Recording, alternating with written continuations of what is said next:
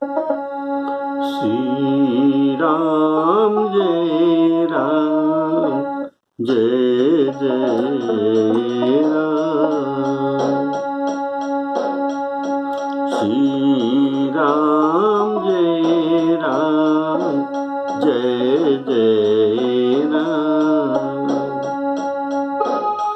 श्री राम जय जय राम।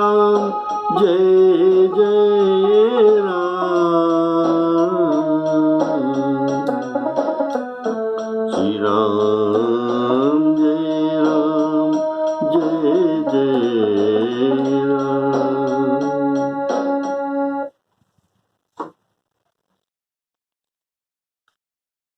प्यारे श्रोताओं, सब प्रेम राम राम कहते हुए आज का राम कथा सुनाता हूँ। बोलिए श्यावर रामचंद्र की। कैकेयी महारानी राजा दशरथ को अच्छी तरह से कबूल करा के राम का शपथ दिला। ऐसे ही जो मंत्रा ने सिखाया था। भूपति राम शपथ जब करई, तब मांगे हुजेगी वचन न टरई। राजा कहते हैं तुम्हारे 2 वर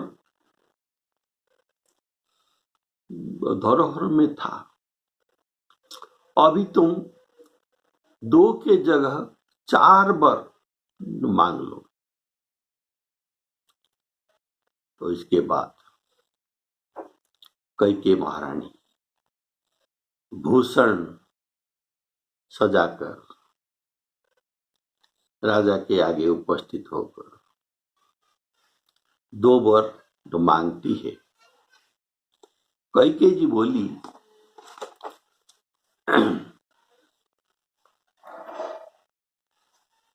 हे प्राण प्यारे, मेरे मन को भाने वाला एक वर तो दीजिए, जो भरत को राज तिलक कीजिए। अर्थात राम के राज तिलक के लिए जो जो सामग्री जुटाया गया है, इन सब में भरत को तुरंत बुलाकर राज तिलक कराइए।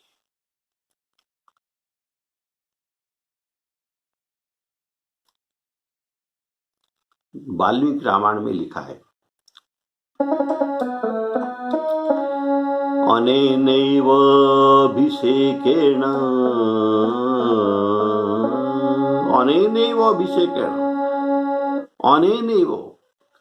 यही सामग्री जो जुटाया गया है, अनेनैव अभिषेकेण भरतो में अभिषिच्यता।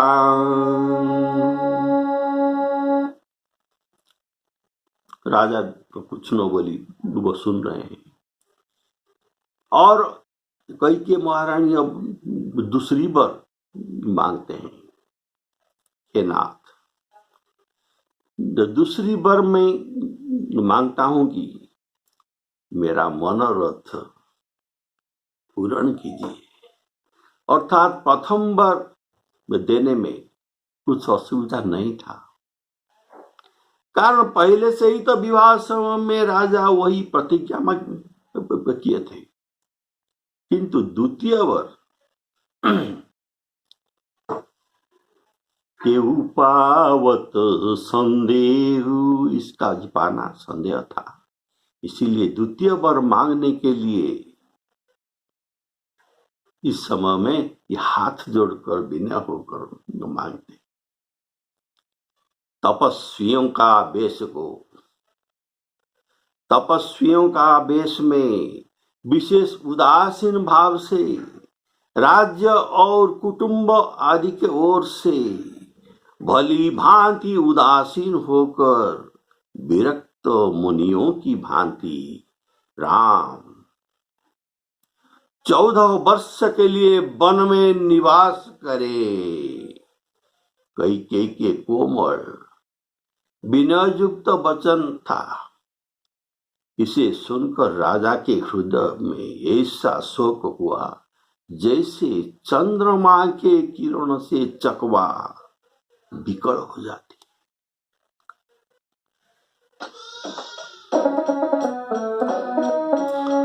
सुनहु प्राण प्रिय भावती जी का,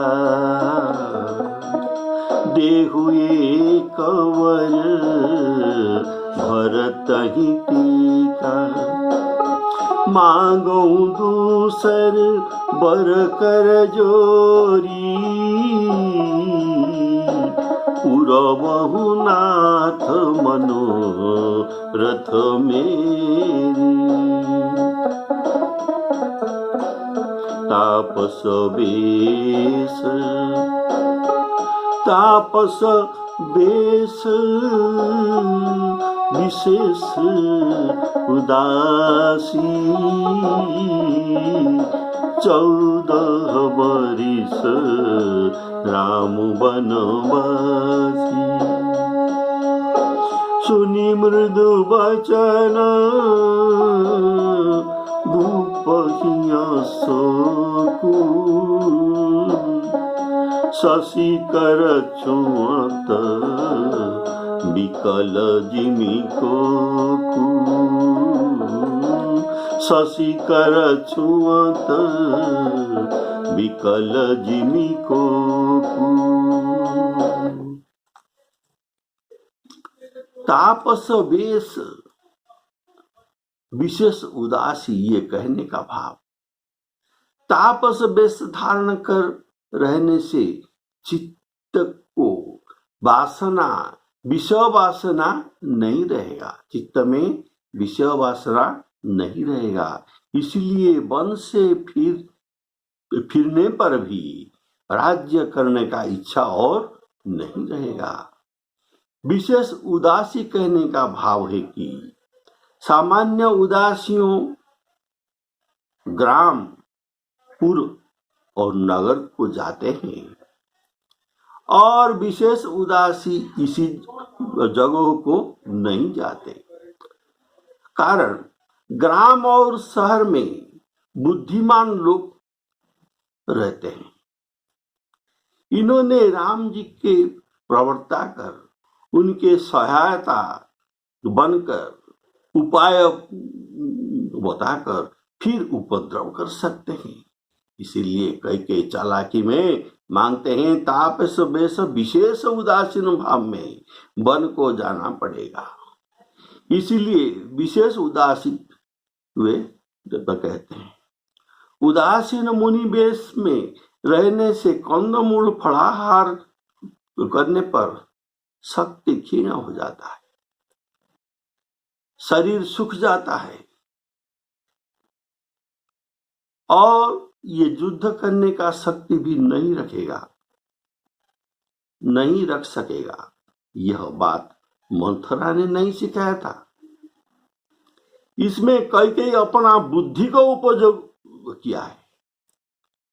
भरद्वाज, वशिष्ठ, दुर्वासा आदि उदासीन तपस्वी ये ग्राम और नगर को जाते हैं। इसीलिए विशेष उदासी के लिए ग्रामवास उचित नहीं है। अगर अन्य नगर में रहेंगे तो दूसरा किसी को लड़ाई करने के लिए भेज भी सकते हैं।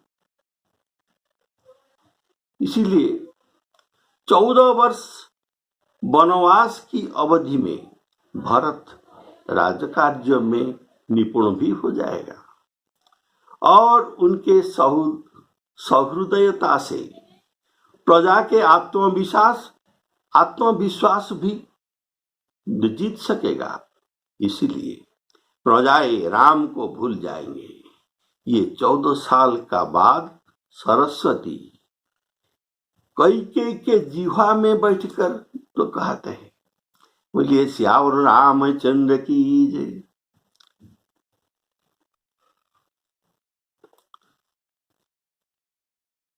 और ये 14 वर्ष जो कहने का क्या भाव है, इसमें तात्पर्य क्या है? 13 वर्ष क्यों नहीं मांगा, 20 वर्ष क्यों नहीं? तो इसमें रावण का मृत्यु शेष 14 वर्ष बाकी था, ये एक कारण है। रावण वध के बाद देवकार्य हो जाने पर फिर राम जी के वनवास का कोई जरूरत नहीं, इसलिए प्रजाओं को और अधिक दुख सहना भी नहीं पड़ेगा। दूसरा कारण सुनिए, मंथरा के वाक्य था कि भये उपाख दिन सजत समाजु, अर्थात 14 दिन से बीत गया और कैकेयी को खबर तक नहीं मिला था, इसीलिए 14 वर्ष का खबर न देने में उनको 14 दिन का खबर न देने में उनको 14 साल का वनवास करना पड़ेगा, इसलिए मांगा। कारण एक एक दिन के लिए एक एक वर्ष हुआ।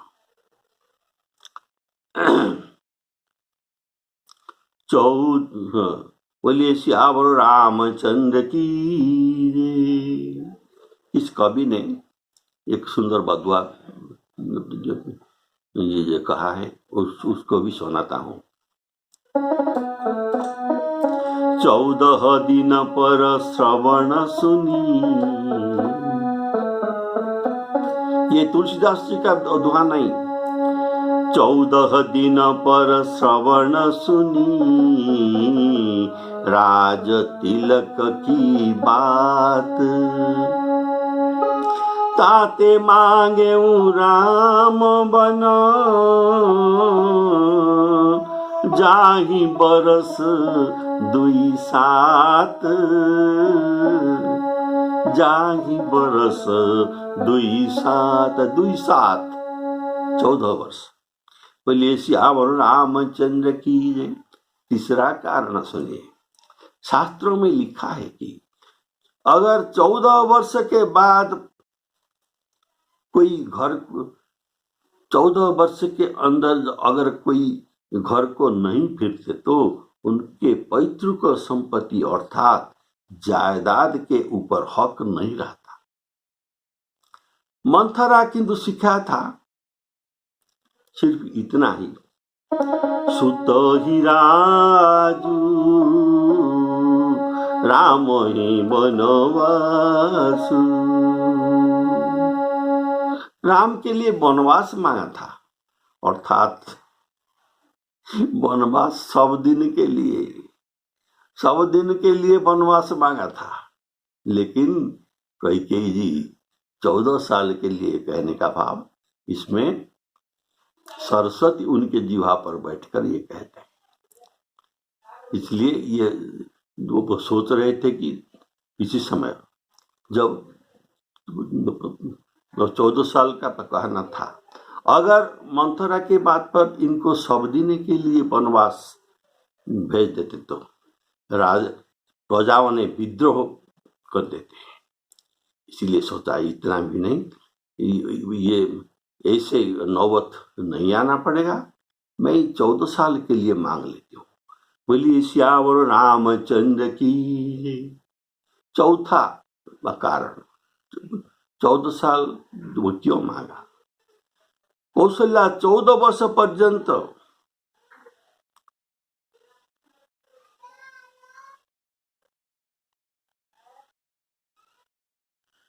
मंत्रणा के द्वारा खबर छिपा कर रखा था।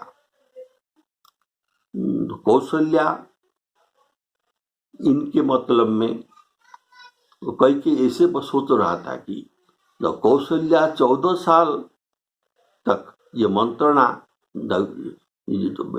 कराते रहे और छुपाए रखा था, इसीलिए कौशल्या राम के राज तिलक वेश न देखकर वनवास के वेश देखेगा।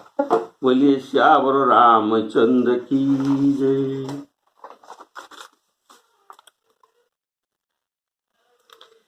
इससे 2 वर मांगने पर राजा सहमा गए।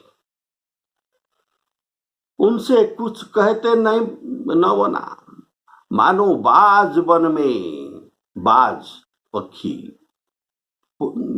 ये बाज पक्षी वन में बटेर पर झपटा हो। बाज पक्षी बटेर पक्षी पर झपटा हो। तो यहाँ तो बाज पक्षी है कैकेयी, और बटेर ये सुशील पक्षी है राजा दशरथ। इनको मारने के लिए झपटा है। बोलिए श्यावर रामचंद्र की। इसीलिए राजा का रंग बिल्कुल उड़ गया, मानो ताड़ वृक्ष को अगर बिजली ने मारा हो, तो जैसे ताड़ के पेड़ पर बिजली गिरने से वह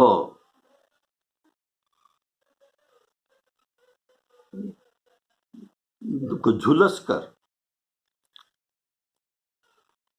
बदरंगा हो जाता है, काला पड़ जाता है, वही हाल राजा का हुआ। इनका भी वर्ण उड़ गया। भरत के राज तिलक सुनकर राजा दशरथ के लिए कवि कहते हैं, सुनी मृदु वचन भूप उरसोकु, शशि कर छुअत विकल जिमी कोकु अर्थात चक्रवाक और चक्रवाकी, शशिकर अर्थात चंद्र के किरण। चंद्र के किरण शीतल होता है, इसलिए कैकेयी चंद्रवदनी, उनके जो वचन है ये चंद्र का किरण, ये जो मृदु वचन, इसलिए चंद्र का किरण है। बोलिए श्यावर रामचंद्र की। लेकिन चक्रवाकी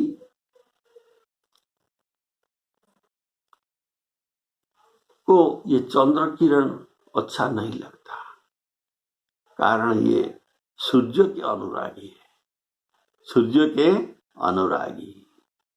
इसलिए राजा को भी कैकेयी के ये वचन अच्छा नहीं लगा।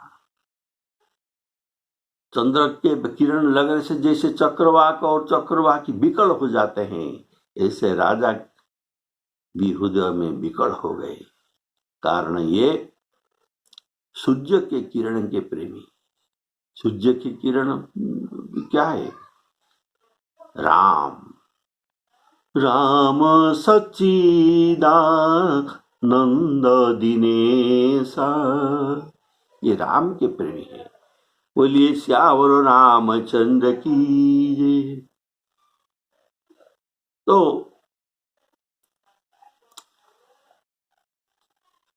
कैकेयी के मुख को चंद्रमा कहा गया, और चंद्र में कलंक भी होता है, और ये कलंक रहने वाली चंद्रमा कैकेयी चंद्र किरण के द्वारा, कैकेयी के चंद्र किरण के द्वारा अभी दशरथ जी आहत है। तो प्रथम बार के अभिषेक जो भरत के राजा अभिषेक हुआ, ये चक्रवाक जैसे दुखी हुए। इसमें चक्रवाक दुखी होते हुए ये होते हैं, लेकिन मरते नहीं। इसीलिए प्रथम बार में राजा दुखी हुए, लेकिन मरेंगे नहीं। और लेकिन द्वितीय बार जो मांगा कैकेयी को संचान कहा गया। संचान बाज पक्षी, अर्थात बाज पक्षी और राजा बटेर पक्षी को शिकार करेंगे, इनका प्राण ले जाएगा। इसीलिए राजा के मुख से वचन न आवा। जैसे ही ताड़ के वृक्ष के ऊपर वज्र पड़ने से ताड़ वृक्ष जल जाता है, उसके सिर कटकर फिर वहां से शाखा निकलता नहीं, ऐसे कैकेयी के वचन वज्र से राजा ताड़ के पेड़ जैसे आहत होकर विवर्ण हो गए। बोलिए सियावर रामचंद्र की जय। गए सहमी नहीं कछु कहिया, जनु संचान बन झपटे उलावा। विवरण भयो निपट नर पालू, दामिनी हनेऊ मनहु तरु तालू। श्री राम जय राम जय जय राम। राजा दशरथ माथे पर हाथ रखकर दोनों नेत्र को बंद करके राजा ऐसे सोचने लगा कि मेरा मनोरथ कल्पवृक्ष था, इसमें फूल लगा था, फल लगने के समय कैकेयी हथिनी बनकर इसको जड़ से उखाड़ दिया। बोलिए सियावर रामचंद्र की। उखाड़ कर जड़ से उखाड़ कर नष्ट कर दिया। कैकेयी ने अयोध्या को उजाड़ कर दिया और अयोध्या को विपत्ति में डाल दिया। सियावर रामचंद्र की।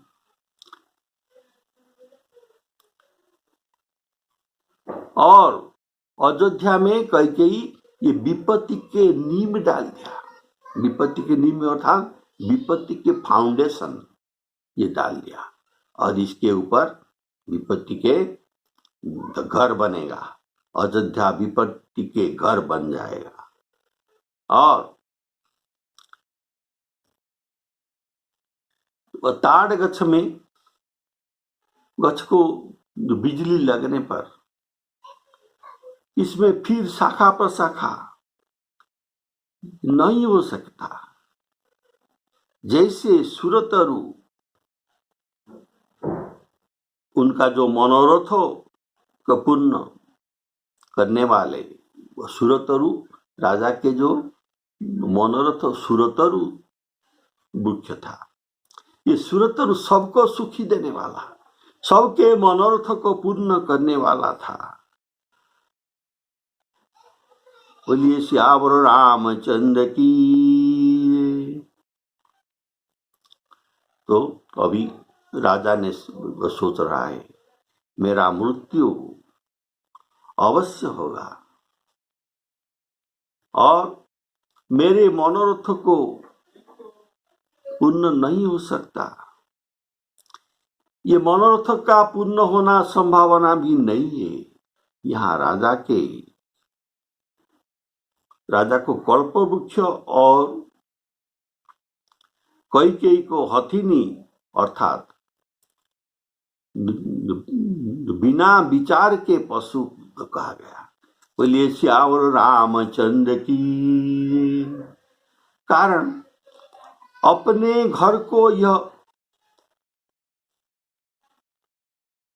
घर में फूल लगने वाली कल्पवृक्ष को कोई विचारवंत लोग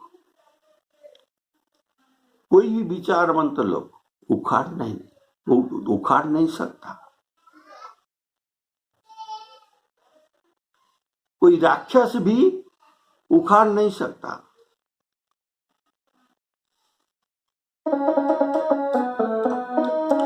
माथे हाथ मुदी दो लोचन, तनु धरी सोच लगी जनु सोचन। मोर मनोरथ सुरतरु फूला,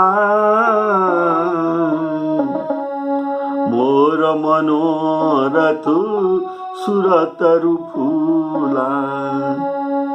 फरत करिनी हथिनी जिमी हतेउ समूला।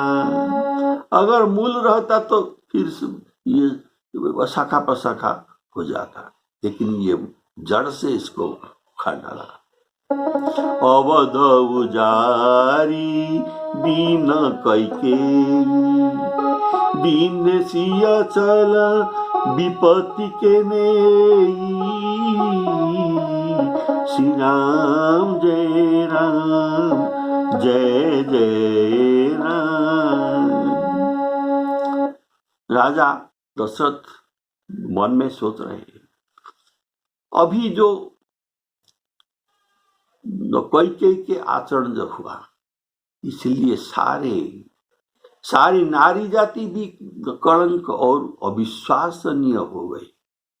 इसीलिए राजा दशरथ कहते हैं, किस भी अवसर पर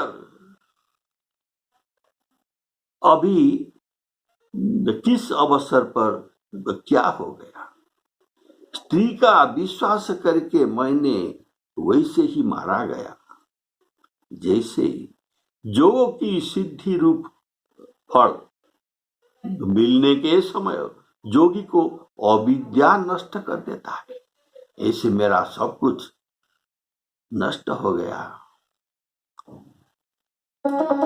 राजा कहते हैं, कबने अवसर का भयऊ, गएऊ नारी विश्वास। जोग सिद्धि फल समय जिमी, जति ही अविद्या नाश, जति ही अविद्या नाश। योग सिद्धि अर्थात अष्टांग योग, इसमें जम नियम प्राणायाम आसन प्रत्याहार ध्यान धारणा और समाधि, ये अष्टांग योग है। अविद्या नाश अर्थात क्या है, काम क्रोध लोभादि मद प्रबल मोह के धारी। मोह के ये सेनापति है, कौन ना, काम क्रोध और लोभ। काम क्रोध मदादि लोभादि मद प्रबल मोह के धारी। तीन महु अति दारुण दुखद माया रूपी नारी, माया रूपी नारी। जब योगी अपना ज्ञान दीप जलाकर हृदय में अंधकार को मिटाना चाहता है, तब ये ज्ञान दीप जलने पर ये माया क्या करती है, ये बहुत कपट करके उनके पास दीप के पास जाता है और आंचल बात में ये दीप को बुझा देते हैं। कलबल छल करी जाहि समीपा, आंचल बात बुझा बही दीपा। इस प्रकार राजा मन ही मन झांक रहे हैं। राजा के ऐसा बुरा हाल देखने कर दुर्बुद्धि कैकेयी मन में बुरी तरह से क्रोधित होकर बोली, क्या भरत आपके पुत्र नहीं है? भरत आपके पुत्र नहीं है क्या आप मुझे दाम देकर खरीद कर लाए हैं? क्या मैं आपको विवाहिता पत्नी में नहीं हूं? अर्थात रानी के पुत्र राजा होता है, रानी के पुत्र राजा होता है। मैं तो आपका रानी हूं। राजा के पुत्र होने पर भी दासी के पुत्र राजा नहीं हो सकता। अगर दासी से राजा पुत्र जन्म करती हो तो ये राजा नहीं हो सकता, रानी के पुत्र ही राजा हो सकता। मैं तो रानी हूं। जो मेरा वचन सुनते ही आपको बाण जैसा शरीर में विद्ध होता है, आपको पीड़ा होता है, तो समझकर क्यों नहीं बात करते? उत्तर दीजिए, चुप क्यों है? हाँ कीजिए, नहीं तो नाही कर दीजिए। आप रघुकुल वंश में सत्य प्रतिज्ञा वाले प्रसिद्ध राजा है। आपने तो कहा था, रघुकुल रीति सदा चली आई, रघुकुल रीति सदा चली आई। प्राण जाहि वरु वचन न जाहि, श्री राम जय राम जय जय राम। यही विधि राउ मन ही मन झाका, देखी कुभांति कुमति मन माखा। भरत की राउर पूतन होई,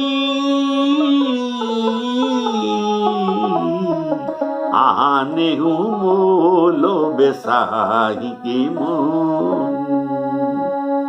जो सुनी सरुअस लाग तुम्हारी, काहे न बोलऊं वचनो विचारी।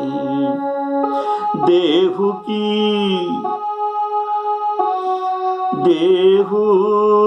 तर अनुकरहु कि नाही, सत्य संध तुम रघुकुल माही,